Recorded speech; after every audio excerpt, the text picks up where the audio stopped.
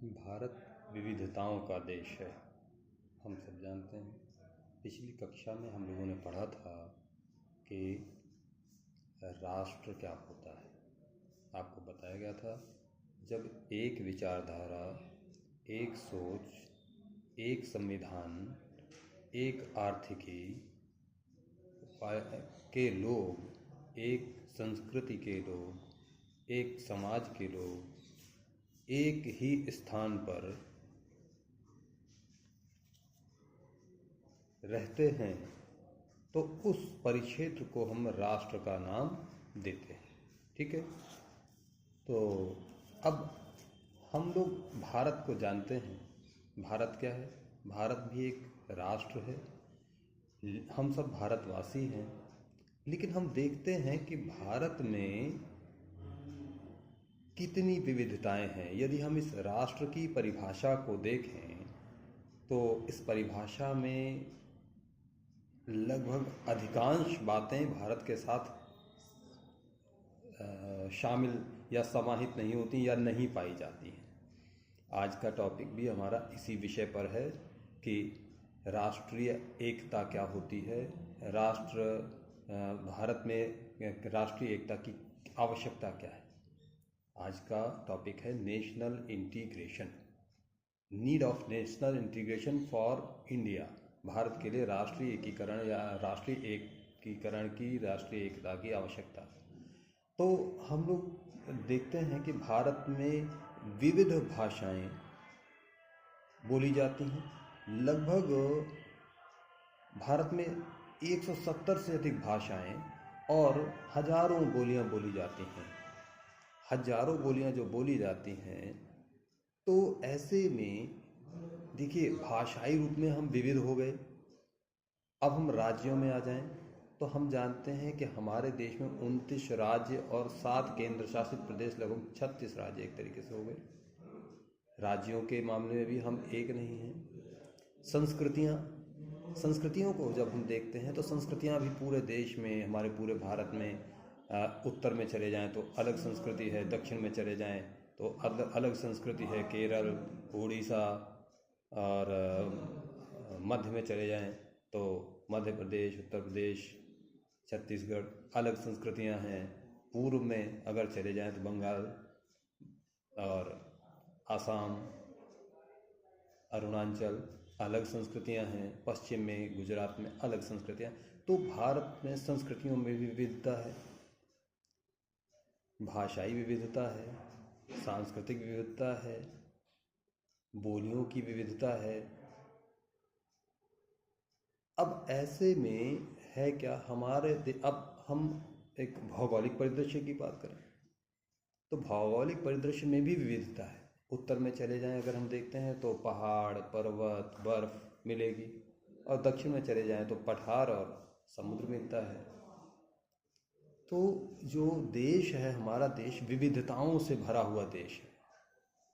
हम भोजन के मामले में देखें तो हमारे देश में विविध प्रकार के व्यंजन, कहीं शाकाहारी, कहीं नॉनवेज चल रहा है। तो ऐसे में हम देखते हैं कि हमारे देश में हर प्रकार से विविधताएं पाई जाती हैं, विविधताएं दर्शनीय हैं। अब इन विविधताओं के आधार पर हम किसी देश को एक, जो कि राष्ट्र की परिभाषा है, नहीं कह सकते। इसलिए हमारे देश के लिए, हमारे देश भारत के लिए यह आवश्यक हो जाता है कि हमें एकीकरण की ज़रूरत पड़ जाती है। हमें एकीकरण की ज़रूरत, आवश्यकता होती है कि देश में एकीकरण किया जाए, विविध भाषाओं, धर्म, संस्कृतियों का समन्वय करके एक राष्ट्र बनाया जाए, उसमें एक सोच हो। हमारा देश राजनीतिक परिदृश्य में भी बहुत ज़्यादा सभी के लिए समान नहीं है। मुस्लिम धर्म के लिए कुछ अलग प्रावधान हो गए हैं और हिंदू धर्म या अन्य धर्मों के, तो चूँकि हमारा देश गैर सांप्रदायिक देश माना जाता है, ठीक, तो इसलिए जो ये सारी समस्याएं हैं, इन समस्याओं के कारण भारत को राष्ट्रीय एकता की आवश्यकता हो जाती है। देखिए, हमारे एक कहावत बोली जाती है, कोस कोस पे बदले पानी, 3 कोस पे बानी। मतलब हर कोस पे, एक कोस का मतलब लगभग 3 किलोमीटर हो जाता है, तो हर 3 किलोमीटर पे भारत में पानी का स्वाद अलग अलग मिलेगा। और 3 कोस लगभग 9 से 10 किलोमीटर पे आगे बढ़ जाओ तो बोली बदलती हुई आपको मिल जाएगी। तो इनमें एक रूपता नहीं है, दक्षिण में अलग भाषाएं हैं, उत्तर में अलग भाषाएं चल रही हैं। ऐसे में एकता समन्वय बनाना और ज़्यादा महत्वपूर्ण हो जाता है। तो इसलिए भारत में राष्ट्रीय एकीकरण की आवश्यकता है। और हमारा जो एनसीसी है वो राष्ट्रीय एकीकरण के लिए कैंप के माध्यम से प्रचार और लोगों को अवेयर करके यूथ एक्सचेंज प्रोग्राम आदि आदि चला करके एकीकरण का प्रयास करता है। अब अगला इसी में टॉपिक इंक्लूड करते हैं हम लोग, राष्ट्रीय एकता में बाधाएं क्या हैं। देखिए, जो ये अभी जो पॉइंट्स बताए गए, यही लगभग यही बाधाएं हैं राष्ट्रीय एकता की भारत में। सबसे पहली बाधा के रूप में भाषाई बाधा है कि देखिए, उत्तर की भाषाएं मूल रूप से हिंदी है, दक्षिण में तमिल, मलयालम, तेलुगु या अन्य भाषाएं हैं, पूर्व में अलग भाषाएं हैं, बंगाली वगैरह। तो ऐसे में हम लोग एक दूसरे की भाषाओं को समझने में लगभग अक्षम होते हैं। दक्षिण भारत का जब कोई उत्तर भारत में आता है तो उसकी भाषा समझना हमारे लिए मुश्किल की बात होती है। जब हम दक्षिण भारत में जाते हैं तो हमारे लिए वो मुश्किल की बात होती है। तो भाषाई विविधता है। अब भाषाई विविधता की वजह से, विभिन्न भाषाओं की वजह से जो राष्ट्रीय एकता है उसमें एकता होने में समस्या आती, एक होने में समस्या आती। क्यों? हमारे जब आचार विचार जो हैं, वो हमारे जो व्यू हैं, हमारे जो विचार हैं, वो एक दूसरे के पास पहुंच ही नहीं पाते। हम उनके बारे में कितना अच्छा सोच रहे हैं, वो हमारे बारे में कितना अच्छा सोच रहे हैं, पता ही नहीं है। बस चमड़ी देख रहे हैं, चमड़ी देख के पहचानने की कोशिश कर रही है कहाँ का होगा। हाँ, ये उत्तराखंड से होगा, कश्मीर का है, या दक्षिण भारत से है, पूर्व से, ऐसे करके हम पहचानने का प्रयास करें। तो एक ये बड़ी बाधा है। दूसरा बाधा है जातिवाद। भारत में सच बात यह है कि जातिवाद बहुत ज़्यादा व्याप्त है। जातिवाद की वजह से हम कर्मों को भी जातिवाद के हिसाब से अभी बांट दिया है, जबकि पुराने समय में ऐसा कभी रहा नहीं। पुराने समय में कर्म के आधार पर जाति थी, लेकिन वर्तमान में जाति के आधार पर कर्मों को बांटा गया है।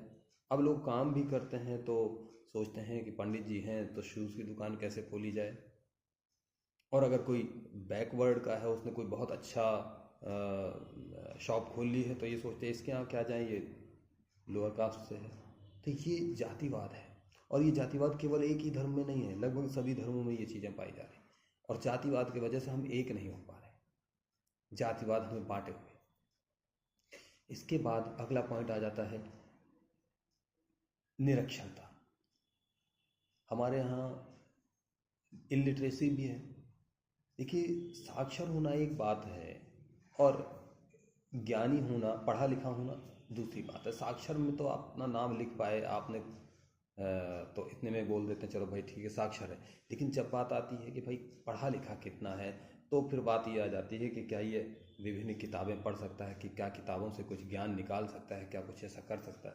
तो ये जो है ये एक तरीके से निरक्षरता है। तो देश में निरक्षरता की वजह से भी हम एक दूसरे के विचारों का आदान प्रदान नहीं कर पाते हैं। देखिए, कम्युनिकेशन जो है ना, वो बहुत हद तक हमें जोड़ता है और कम्युनिकेशन ही हमें पूरी तरह अलग करता है। हम अपने घनिष्ठ दोस्त से भी अगर कम्युनिकेट ना कर पाएँ तो मीलों दूर चले जाएंगे, और कम्युनिकेट करते रहें तो बड़े से बड़े घाव, बड़ी से बड़ी समस्याएं भी बातों से हल हो जाती हैं। अगला पॉइंट आता है सांप्रदायिकता। हमारे देश में लगभग विश्व के सारे धर्म मौजूद हैं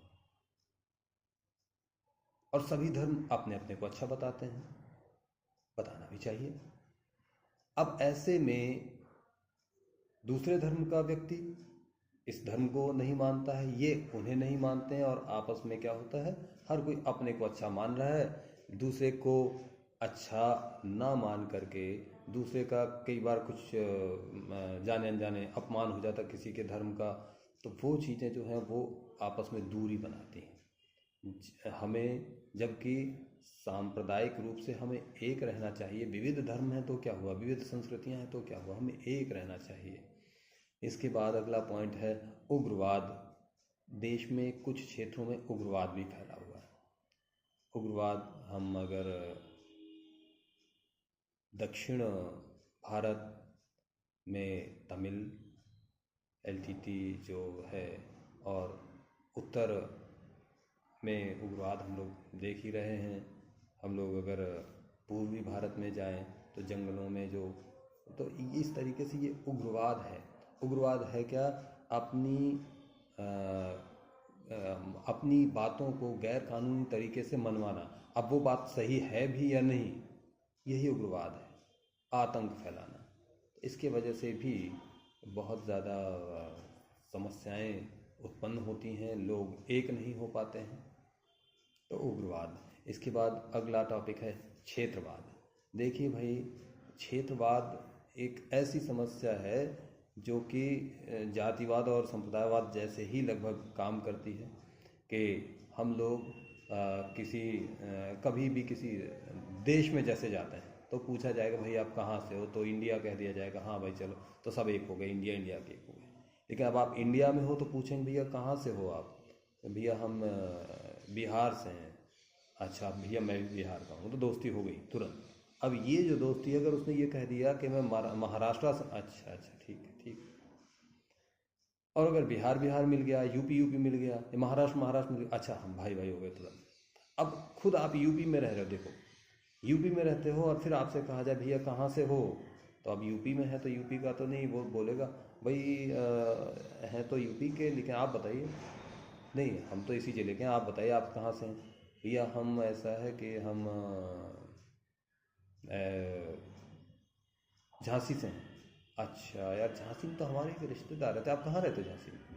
तो हम एक दूसरे से जुड़ने का प्रयास करते हैं क्षेत्रवाद के माध्यम से। लेकिन ये क्षेत्रवाद, देखिए जितने भी ये वाद हैं, ये एक ना करके अनेकता फैलाते हैं, ये हम लोगों को बांटते हैं। इसके बाद आता है सामाजिक असमानता। देश में आर्थिक और सामाजिक असमानताएं भी हैं। सामाजिक असमानता की वजह से हम क्या करते हैं, हम एक दूसरे को अपने साथ नहीं जोड़ पाते। साथ जोड़ना आवश्यक है।